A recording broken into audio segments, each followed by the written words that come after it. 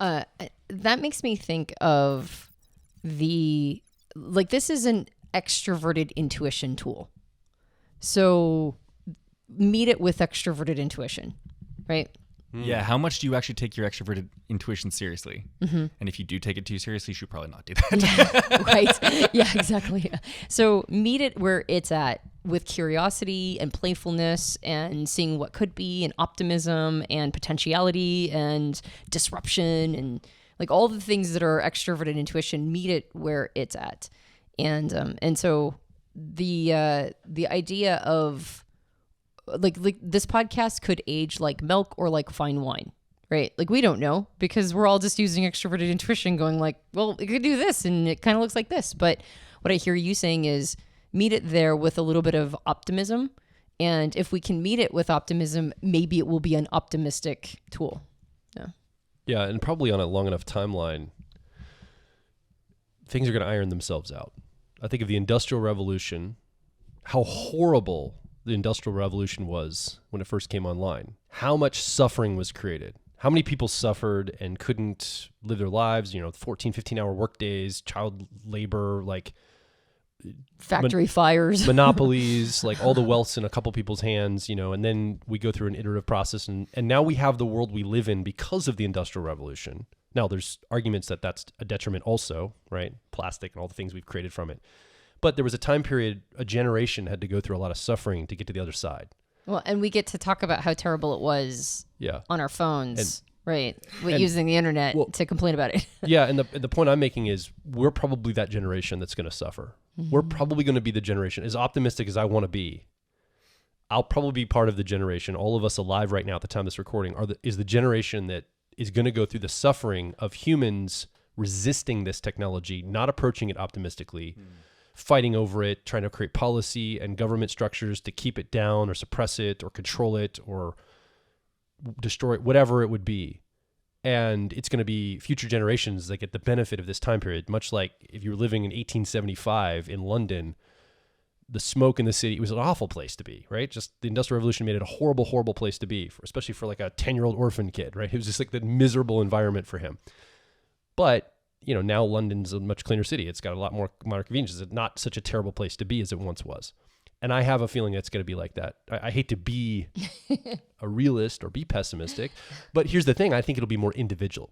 Mm-hmm. In other words, it won't be everybody on the planet going through the suffering. It'll be the people that approach it with an attitude of resistance or buy into the narrative that it's got to be under control. There's going to be a bunch of people that just jump in, have the open attitude, and they make it personal to themselves. They utilize it as a tool.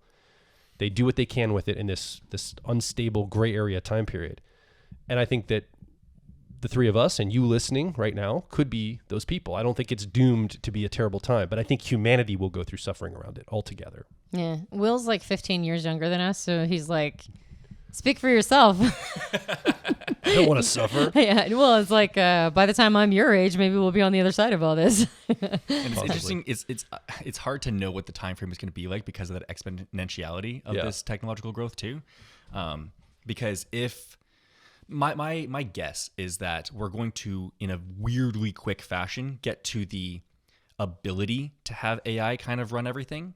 And then it's just going to be this large, like working through the quagmire of sociological issues associated with actually onboarding it, making it equal, making sure. And actually, this is something that we haven't mentioned, but it is going to be necessary to make the fundamental layer of AI open source. It's absolutely necessary because otherwise we fall into one of the issues with AI that's being presented right now is that the training data is going to be skewed toward power dynamics currently in place. Exactly. Right. Yeah. And so to have full representation of training data even and weighting towards training data and all that kind of stuff, it needs to be completely open source. And then one other interesting thing that this that the technology creates in the medium time frame is the ability to have individuals or very small groups of people do things that would otherwise take millions of dollars and tons of people to do. Like, for example, Hollywood's going to be completely demolished because you're going to have the ability to make AAA quality, Hollywood style movies by yourself, basically, right? You could have all the voice acting, the visuals, literally everything. You could even have the story, honestly, created by the AI. Probably. You're basically just like, I want to create like a really cool like sci-fi thing. Can you like, let's start with that, you know, and then just kind of like wing it from there. And it's probably going to be higher quality than a lot of the stuff we see right now, actually. Yeah, I think you Hollywood... know, Piper used it to write a script today, by the way. Oh, did she? It was awesome. She used it to write a little movie script for herself. That's fantastic. We had a monkey talking to a little girl, and the monkey had the dialect of like a 1920s gangster. We worked with him. It was amazing. I was like, I can't believe this is doing this in real time. I'd watch that. And I think a lot of these kinds of industries were already going sort of like they were sort of on the way down, and now we're hearing final nails in coffins, basically. Yeah. And my hope is that in being able to remove the barrier for incumbent status and power structures and money necessitating or being a necessity of creating stuff like movies and whatnot, that we're going to have a wild west of creativity again. Now, yes, the AI could be used as the basis for the creativity, but I think that there's going to be an appetite for human created content because there are incredible artists out there who are really good writers, but they don't have the capital necessary to go and take their writing and then do something amazing with it. But when you're able to have the veneer of a AAA quality movie, you have this ability to have an unbelievable amount of art gain its wings. Music production is kind of a similar thing. A large portion of music production is turning the awesome music that's in your head into really good sounding stuff. And most of that is audio engineering. Like it's really hard to make the stuff in here come out here.